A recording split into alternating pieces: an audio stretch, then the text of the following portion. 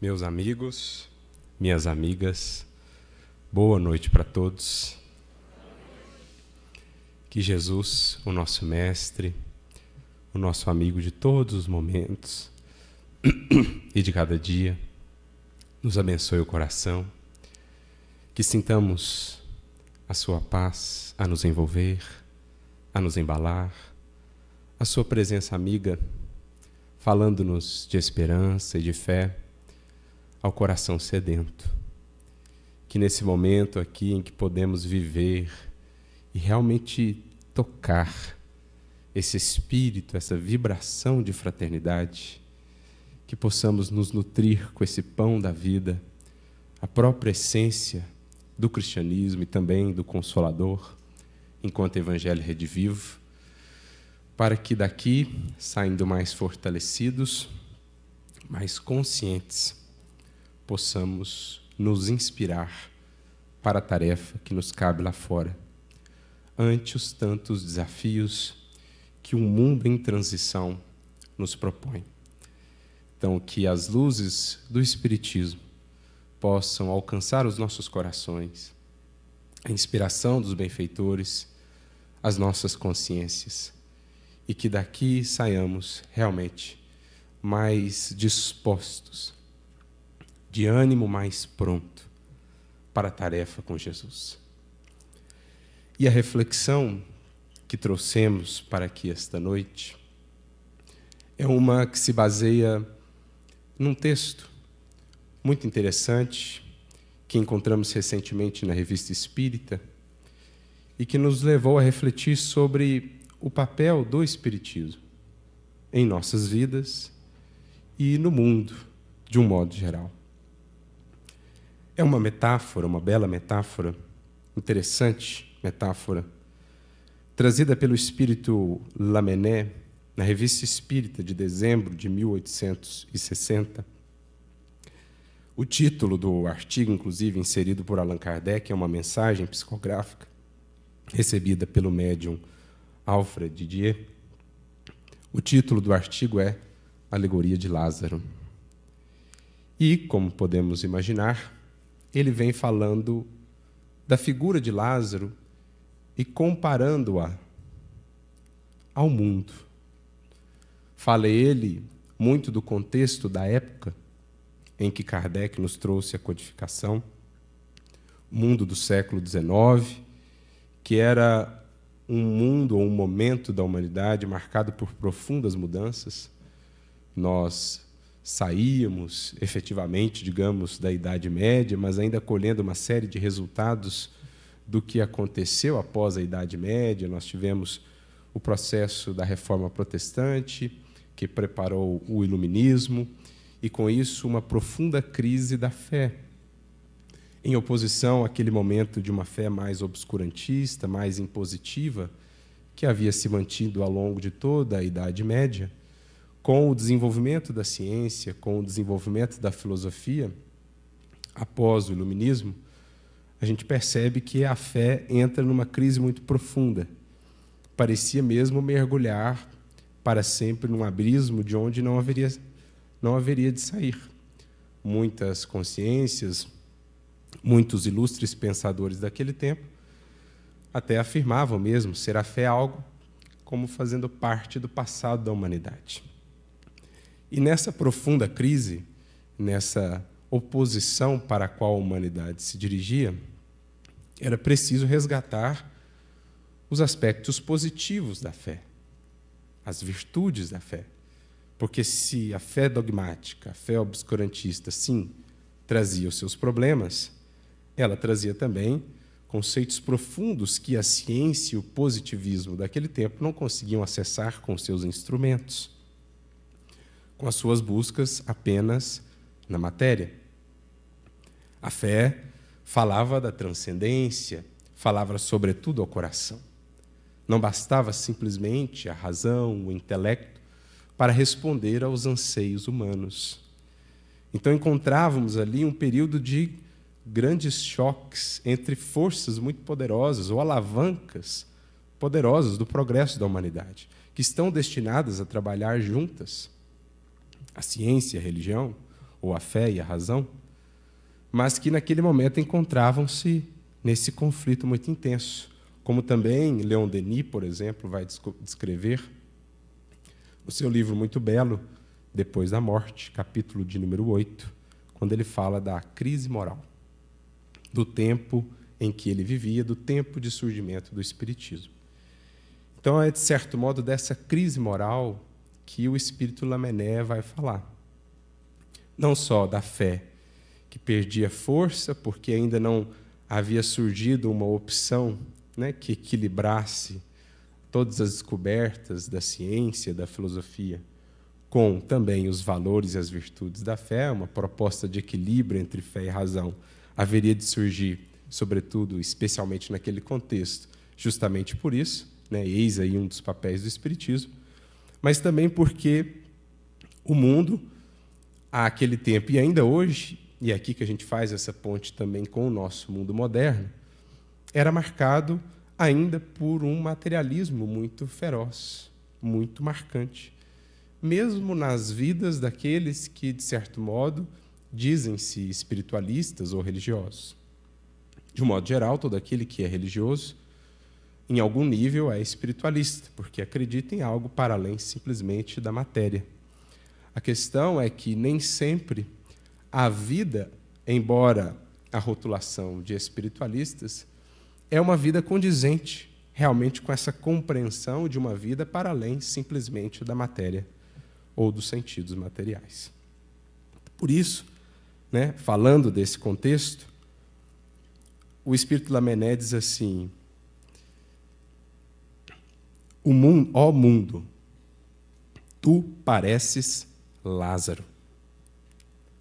Ó mundo, tu pareces Lázaro. E mais adiante ele continua: teu materialismo, tuas torpezas, teu ceticismo são outras tantas faixas que envolvem o teu cadáver e cheiras mal. Há muito tempo estás morto.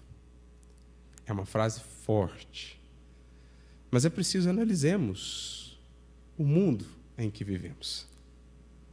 Embora os requintes e os brilhos que os desenvolvimentos científicos e tecnológicos dos últimos séculos nos trouxeram, em boa parte ainda nos vemos como Lázaro, envoltos pelas faixas da ilusão, envoltos, né, amarrados, limitados, estrangulados muitas vezes, num sentido espiritual, obviamente, porque somente voltados, a imensa maioria dos espíritos ainda viventes ou ainda encarnados na Terra, voltados quase que exclusivamente para interesses ou buscas materiais. Portanto, alcançando ou percebendo uma faixa muito estreita do que realmente é a vida, em sua magnitude, em sua grandeza. Então, nesse sentido, nós parecemos Lázaro. E ele menciona esse cheiro ainda ruim, que se traduz na forma ainda do impacto doloroso que temos de notícias que ainda vemos, de cenas que ainda encontramos no mundo como o que vivemos, com tantos avanços, mas em que ainda nos deparamos com a guerra e suas feições tão bárbaras, com a fome, com os ódios, os preconceitos. Então, é o sinal ainda das feridas que o mundo carrega e que produzem esse impacto, nos alcançam de maneira assim dolorosa, de maneira incômoda.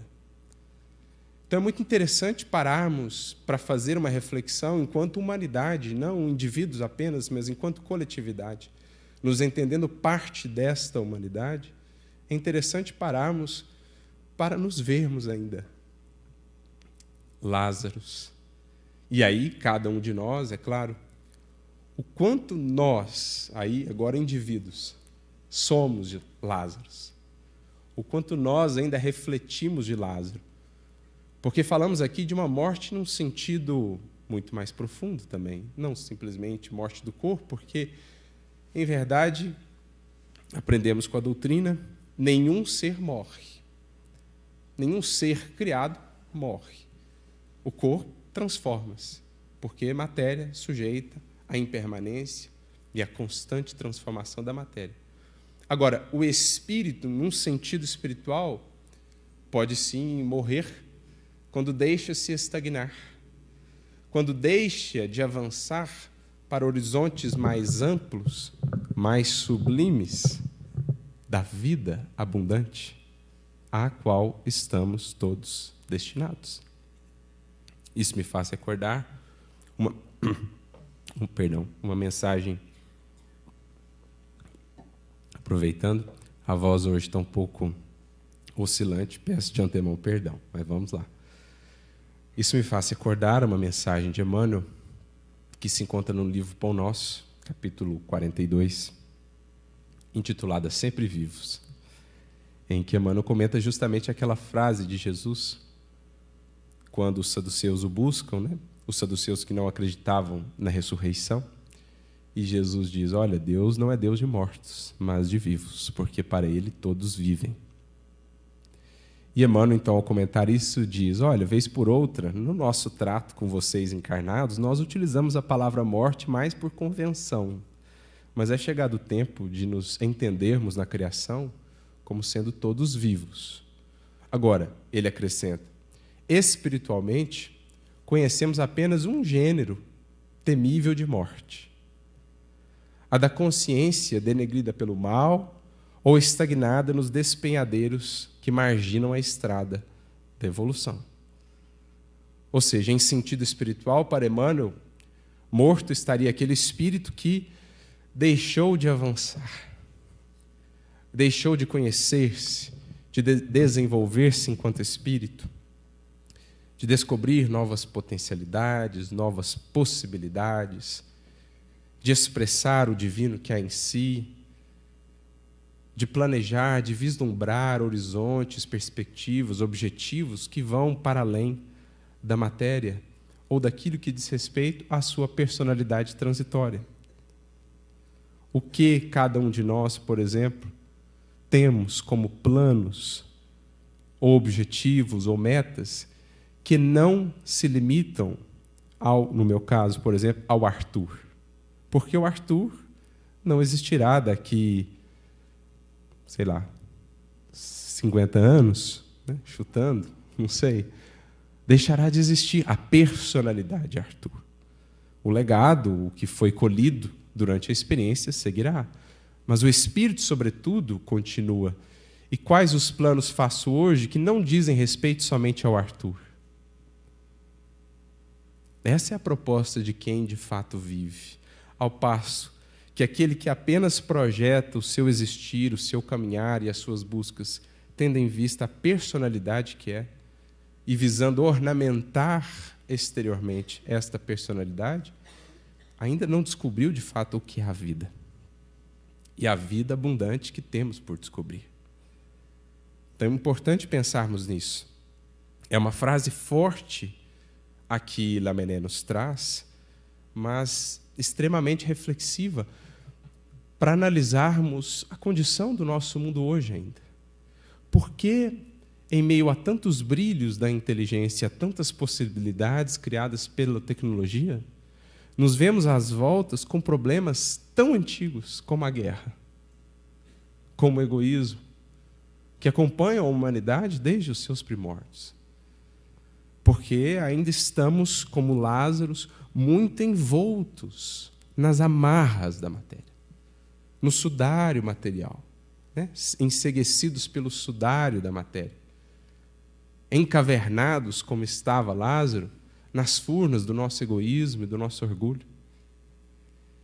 E é então que Lamennais, e essa é a ideia da sua alegoria, diz que Jesus, como outrora fez com Lázaro, voltava a fazê-lo agora por meio do Espiritismo, mais uma vez conclamando a humanidade a sair desta caverna, a desenfaixar-se dessas amarras a que nos prendemos, para que, enfim, contemplemos, vislumbremos a vida estonteante e maravilhosa que nos espera, em expressões por ora inconcebíveis, mas que precisamos aprender a descobrir, horizontes que precisamos aprender a abrir em nossos espíritos, em nossas perspectivas espirituais. Então ele diz que a voz dos imortais, a voz do Consolador prometido, em verdade ela faz o que outrora Jesus o fez, quando veio ter conosco. Porque Jesus tirou lá Lázaro da caverna. Lázaro, sai para fora. Mas aquilo é um símbolo do que ele fez com a humanidade inteira, em verdade, quando veio ter conosco. Ele nos tirou da caverna, da furna, em que nos encontrávamos na quase generalidade dos espíritos encarnados, e nos apresentou o sol da vida maior, do reino de Deus, o qual ainda desconhecíamos. Muito similar essa passagem de Lázaro àquela que encontramos alguns séculos antes em Platão, Sócrates, no mito da caverna, quando alguns apenas olhavam para o fundo da caverna contemplando as sombras da vida, e outros os chamavam para que dali saíssem e pudessem ver o que é a vida verdadeira. Assim fez Jesus com a humanidade em grau jamais antes visto. E o Espiritismo vinha agora repetir, recapitular este chamado, este convite à humanidade terrestre, para que pudesse sair, desabrochar para a vida maior, para o sol de luz, de esperança e de fé, que espera a todos aqueles que voltam o espelho da mente, o espelho da alma, para o sol maior da criação e da vida, que é o Senhor de todos nós, nosso Pai, e também para as suas leis. Porque esta é, em síntese, a nossa meta enquanto espíritos em evolução, como dirá Emmanuel no livro Pensamento e Vida.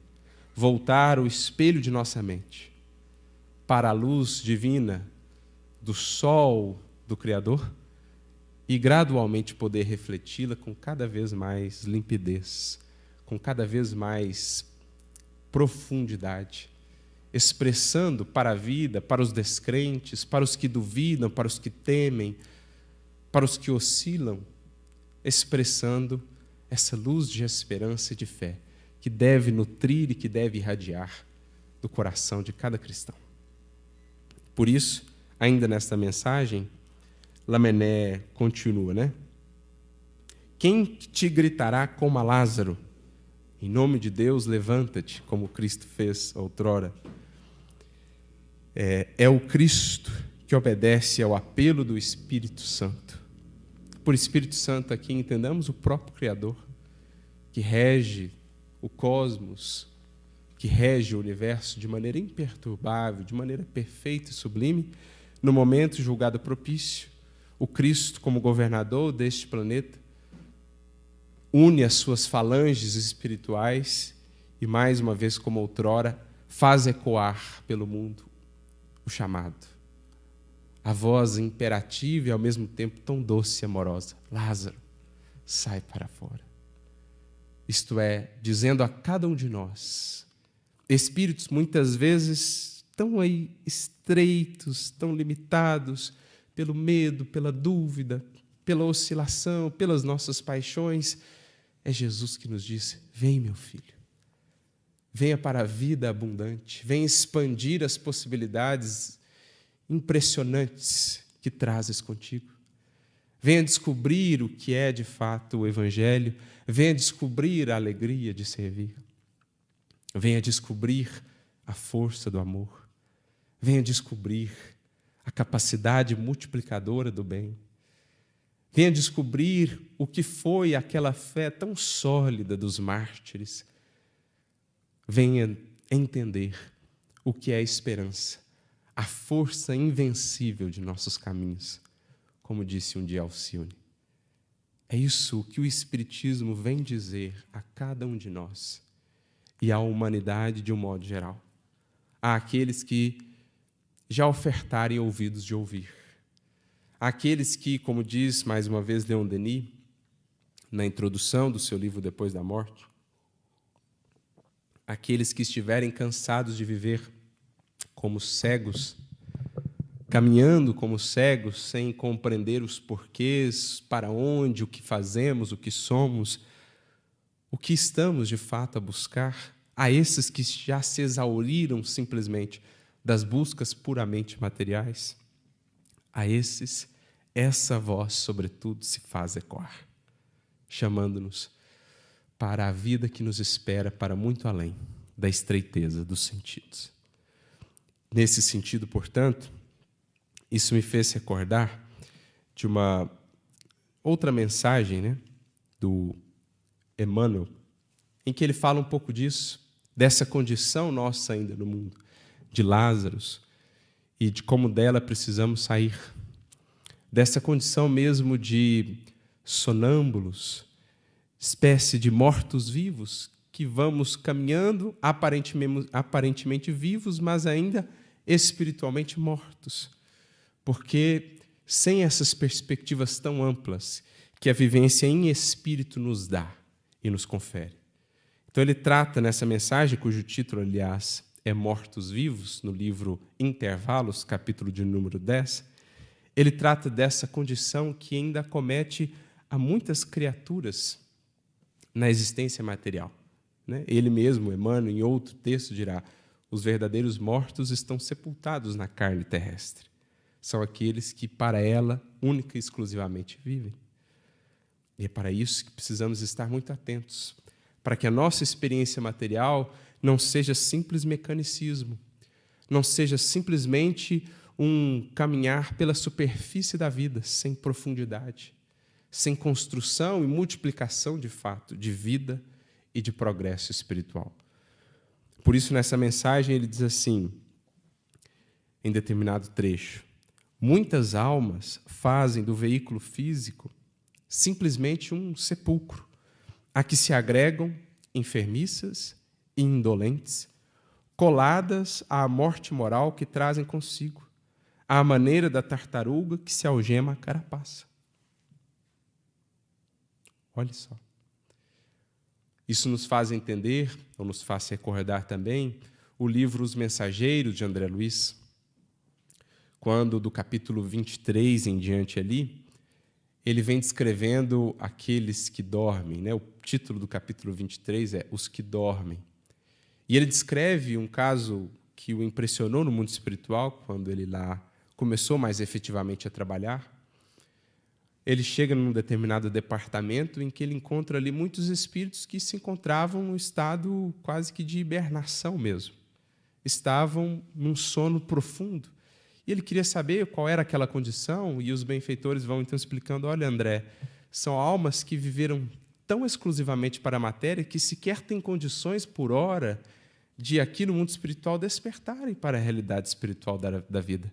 Permanecem aqui em profunda sonolência, em condição de hibernação, os que dormem, porque no plano material, outra coisa não fizeram senão dormir. Às vezes tiveram vidas muito atuantes, e aqui é importante, não venhamos a confundir ação com elevação necessariamente. Porque às vezes temos uma vida muito profícua de atividade, mas não necessariamente de espiritualidade ou de uma atividade que nos edifique, que nos eleve. Quantas vidas não são marcadas por imensas construções materiais, grandes legados, sejam monetários, seja construção de casas ou de outras coisas, grandes conquistas do ponto de vista de títulos do mundo, de conhecimentos, etc., mas o espírito em si, pouco ou nada, se trabalhou. Houve, portanto, muita ação, ou como Emmanuel define, no capítulo 7 do livro Pensamento e Vida, muito trabalho, ação, mas pouco ou nenhum trabalho, serviço. O trabalho-ação sendo aquele que transforma o meio, mas somente o trabalho-serviço sendo aquele que transforma o indivíduo, o espírito. Então, às vezes, foram indivíduos que, se olhássemos a encarnação, veríamos muita ação, muita atividade, mas simplesmente daqui para fora.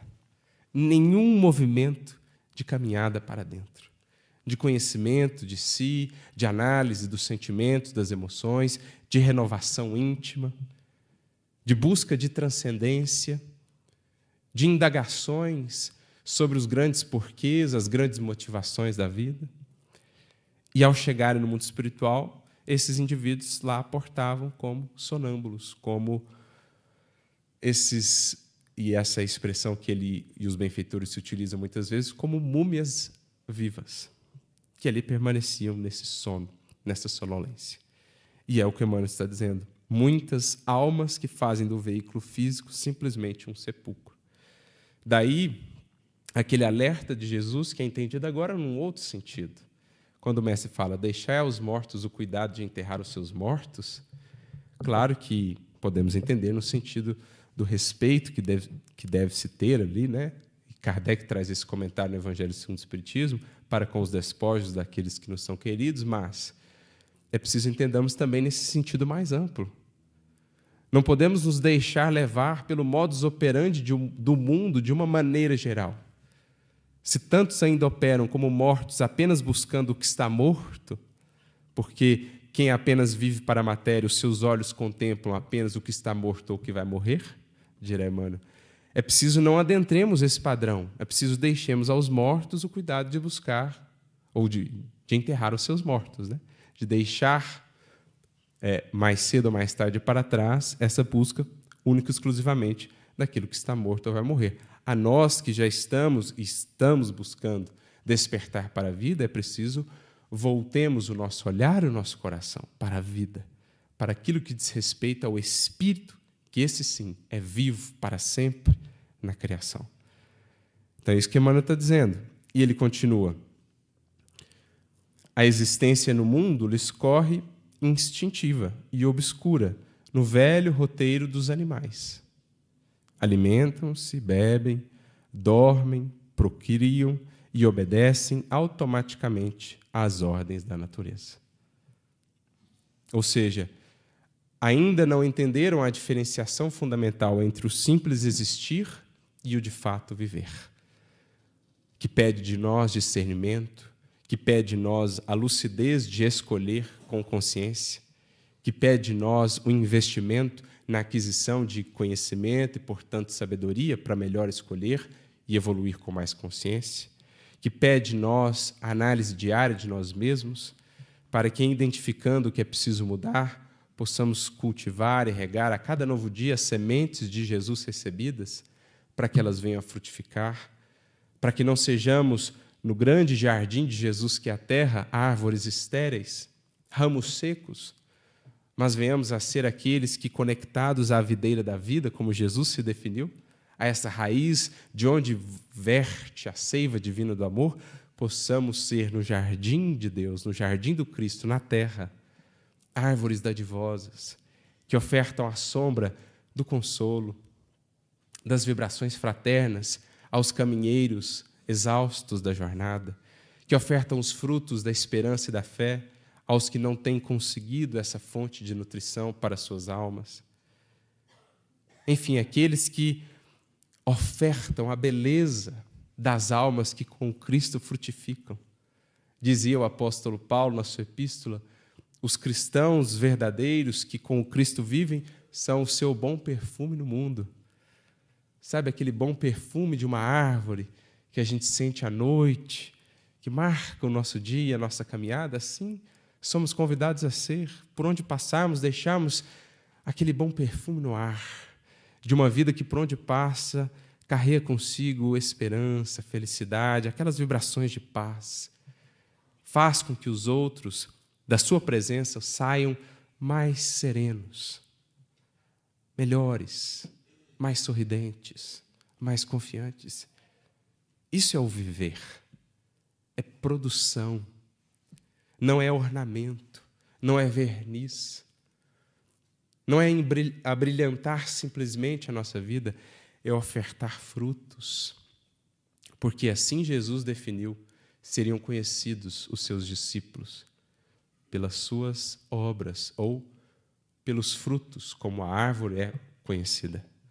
Não pela grandeza da copa, não pela coloração das folhas, mas especialmente pelos frutos. Pelo perfume das flores também, mas, sobretudo, pela substância dos frutos. Vidas que nutrem outras vidas. Essa é a meta daquele que segue com Jesus.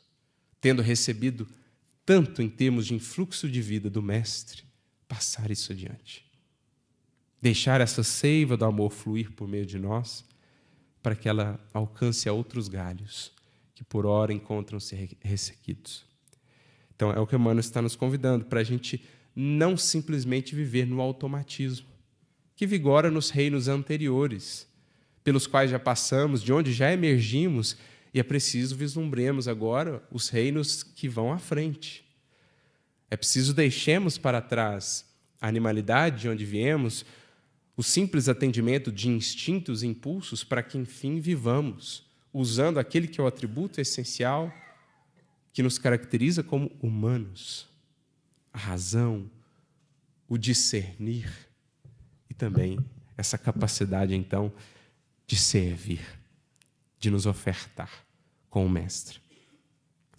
Por isso, mais adiante, ele diz assim: é por isso que observamos por toda parte homens e mulheres copiando a imobilidade das múmias preciosas e casas solarengas, né? Casas muito belas, muito amplas, enobrecidas e bem postas, semelhantes a mausoléus, em cujo recinto dominam a inércia renitente e a espiritual.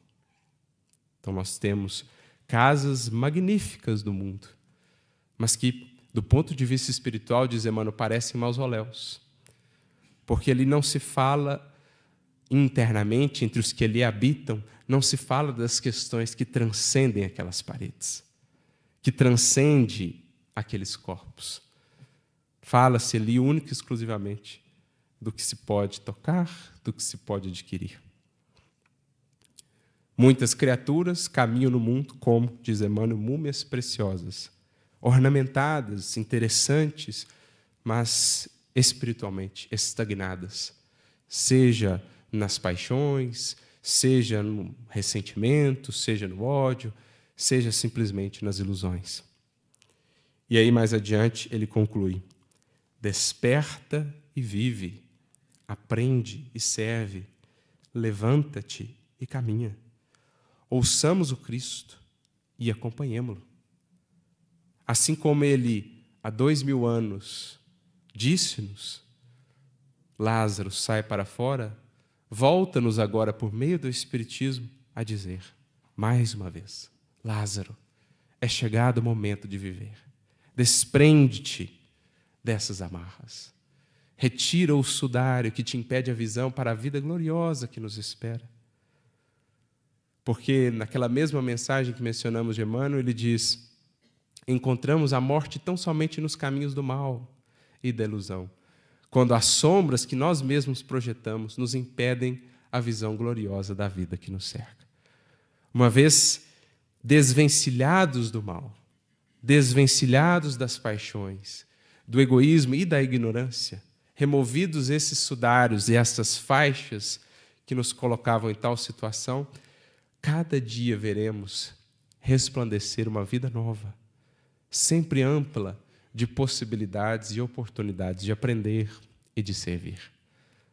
É o que a cada dia deveríamos ouvir ao ler uma página espírita, ao ler uma lição de Jesus, mais um convite a essa vida abundante. As horas que te abriram as rendas do berço, descerrar-te-ão as portas do túmulo, e além da sombra terrestre, para que estejas vivo entre os mortos, é preciso tenha sido, entre os mortos do mundo, um coração vivo e atuante na obra de Deus. Entre os mortos do mundo, um coração vivo e atuante na obra de Deus, para que os que aqui por ora ainda seguem mortos possam já vislumbrar que seja uma fresta, que seja um raio da vida portentosa que Deus reserva a cada um de nós, espíritos em jornada. Então é muito interessante pensarmos o Espiritismo como esse novo convite de Jesus, como um reiterar de um chamado. Aliás, ele mesmo havia prometido não somente um Consolador, mas um outro Consolador. O primeiro foi ele próprio, o Evangelho, a Boa Nova. E o segundo que vinha, como ele mesmo assim o definiu, recapitular a sua própria mensagem, a sua própria lição, reiterar para nós esse chamado. E é por isso que Emmanuel, ao definir o Espiritismo, no prefácio do livro Missionários da Luz, nos dirá que ao Espiritismo cristão cabe, na atualidade do mundo, grandiosa e sublime tarefa. Mas não nos basta, ou não basta apenas defini-lo à afeição do Consolador prometido, mas também como um movimento libertador de consciências e corações. É preciso vejamos no Espiritismo não somente o consolo, não somente a força que nos soergue, nos coloca novamente de pé, porque poderemos estar novamente de pé, mas ainda parados. É preciso ver no Espiritismo, além daquele que nos coloca novamente de pé, aquele que nos impele agora a avançar, libertando-nos de tudo que sejam amarras que ainda nos prendem à vida tão estreita à qual estamos tão acostumados.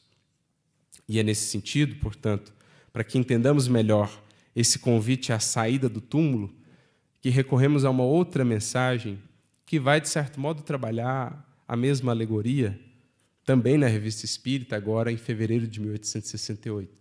Como podemos ver, a Revista Espírita é um manancial inesgotável, incrível, de reflexões, de material, de conteúdo. É sublime o estudo da Revista Espírita. E esse texto eu achei muito interessante, porque o seu título já é muito elucidativo, ou mesmo chamativo. O título é Os Mortos Sairão dos Túmulos. E a mensagem é de ninguém menos que João Evangelista. Quando ele comenta um próprio trecho, um trecho de sua própria autoria no Evangelho, que ele deixou escrito para nós, lá no capítulo 5 de João, no versículo 28, versículo 29, ele, de certo modo, traz uma profecia. Ele diz que chegaria um tempo em que todos os que estivessem no sepulcro ouviriam a sua voz. Ele faz referência à voz de Jesus. E aí muitos tentaram entender, né, essa fala de João, e de que aqueles que estariam no sepulcro, do sepulcro sairiam. E é óbvio que aqui não nos encaminhamos para uma interpretação literal. O próprio João, na mensagem, fala disso. Olha, muitos não puderam compreender isso porque partiram para uma interpretação literal. Mas aqui buscamos o sentido espiritual, e é o que o próprio João Evangelista vem nos trazer.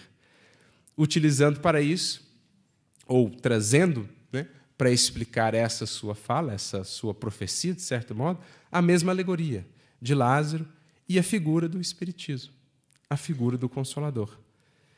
Ele diz que, para muitos, a vida ainda é entendida ou buscada como sendo uma festa perpétua, uma simples caça de paixões, de gozos. Vivem essas criaturas, diz ele, como aquelas bolhas que as crianças fazem, que momentaneamente refletem ali o brilho do sol, né, como um prisma, mas que daqui a pouco não mais existem. Diz ele que assim são muitas as vidas do mundo hoje. Aparentam brilhar, aparentam ali muitas conquistas, muitos avanços, mas são como aquela bolha, tão frágil, porque única e exclusivamente matéria.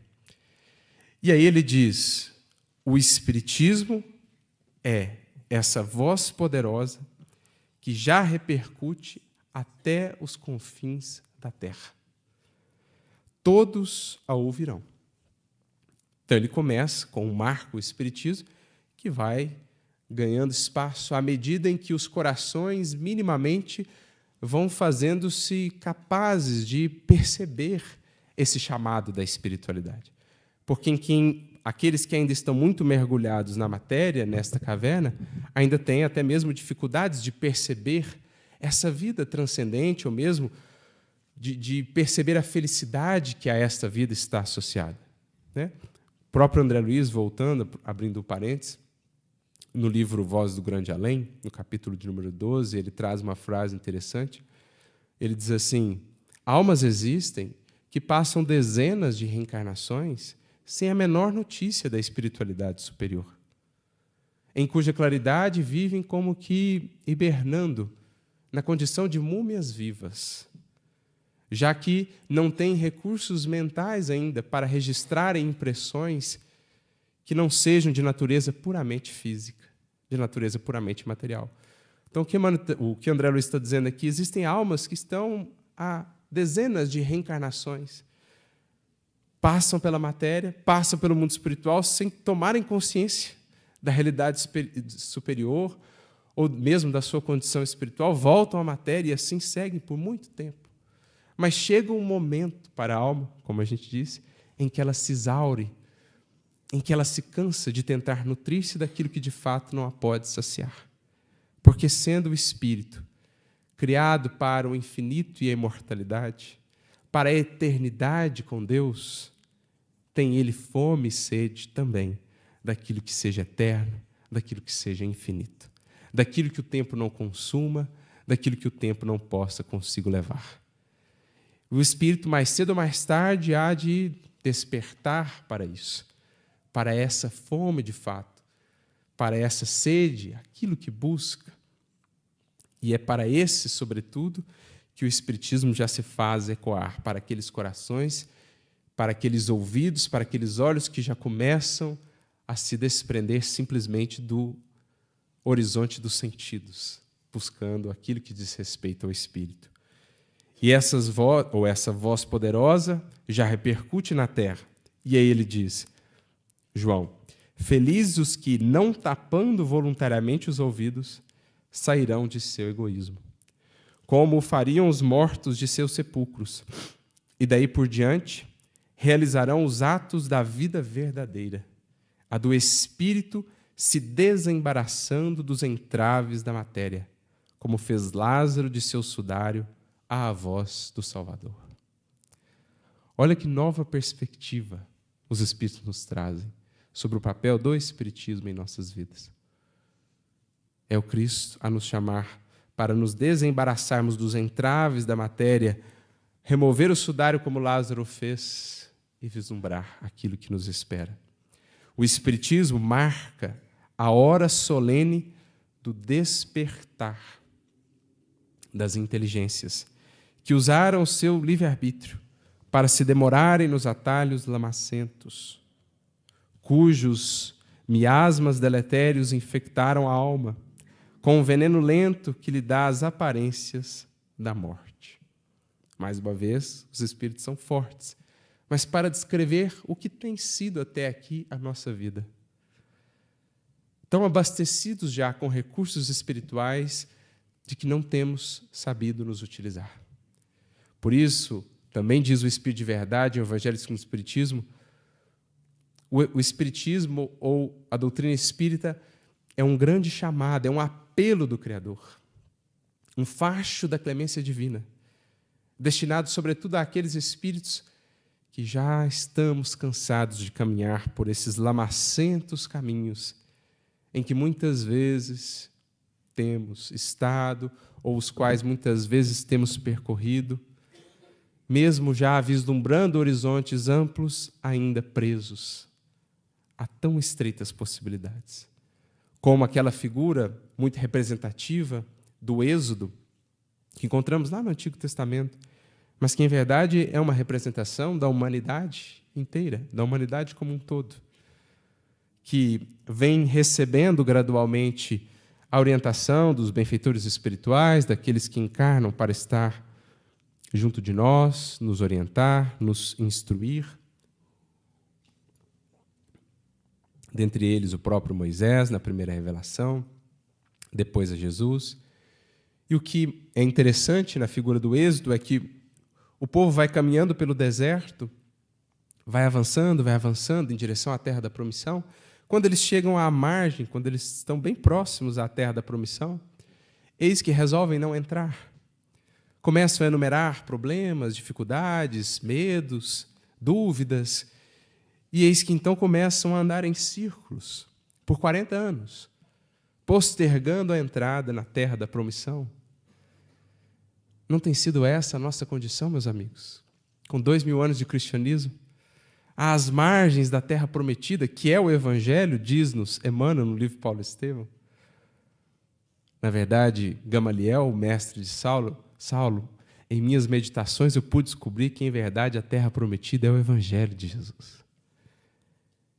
E nós temos nos portado, há muitas encarnações, como esta figura do Êxodo.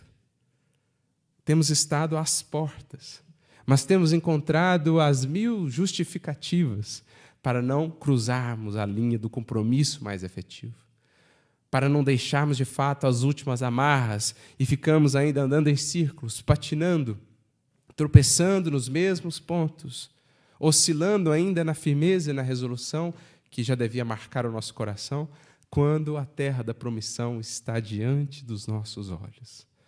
As possibilidades de uma vida tão mais plena e feliz com Jesus estão ao alcance de nossas mãos no serviço, de nosso olhar mais indulgente, de nosso ouvido mais compreensivo, de nossos pés mais diligentes para o trabalho, de um coração mais tolerante, mais compreensivo e amoroso. Está ao alcance, mas temos postergado. Por isso veio o Consolador. Porque não fôssemos nós tão, usemos a palavra talvez teimosos, mas tão renitentes, bastaria a boa nova. A boa nova seria em si já o suprassumo, ela é, enfim, o ápice de tudo que já recebemos do alto. Mas é tão grande a misericórdia que, nos sabendo ainda tão oscilantes, resolve nos enviar não somente um Consolador, que foi Jesus, mas também o segundo, para mais uma vez nos lembrar: estais às portas do reino. Uma humanidade melhor está ao alcance de vossas mãos.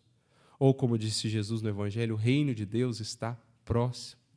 E muitos a entenderam como sendo, no tempo, como sendo um reino que magicamente se daria da noite para o dia, e não entendendo que, na verdade, está próximo porque ao alcance de todo aquele que queira começar. Por isso, gosto sempre de lembrar uma definição que Emmanuel mesmo dará de si próprio ou da sua tarefa e, de certo modo, da tarefa dos espíritos, junto a nós outros e junto à humanidade, de um modo geral. Emmanuel dirá a Chico que ele se via simplesmente como um simples pregador de cartazes convidando para a festa do reino. Poderíamos dizer reconvidando, porque o primeiro convite já foi feito. O Espiritismo vem nos relembrar, meus amigos, minhas amigas, que o mundo melhor está ao alcance de todos nós, que a felicidade não é uma utopia, uma quimera distante, inatingível, pelo contrário, está muito mais próximo do que possamos imaginar, que a vida transcende, que a vida se expande, esplende em formas que sequer podemos imaginar, mas a boa notícia que ele vem lembrar está ao alcance de todos nós, está na escolha de cada um de nós, começar desde já. Eis o grande despertar, em que todos somos chamados a colaborar, para que, enfim, não somente mais vislumbremos essa terra da promissão que tanto temos aguardado, que tanto nosso coração tem buscado por caminhos multimilenares, para que, enfim, ela possa fazer parte, morada em nós, e também um dia, temos disso certeza, na Terra, nosso planeta, em nossa nação, a partir do esforço, a partir da contribuição que venhamos a dar, como discípulos, como tarefeiros atentos, dispostos a atender, mais uma vez, ao chamado. Lembremos-nos de Paulo, que, com todo o vigor de sua palavra e com a expressão de sua própria vida, porque foi ele um Lázaro ressuscitado pelo Cristo, Paulo chegou a dizer: desperta, tu que dormes, levanta-te de entre os mortos e Cristo te iluminará.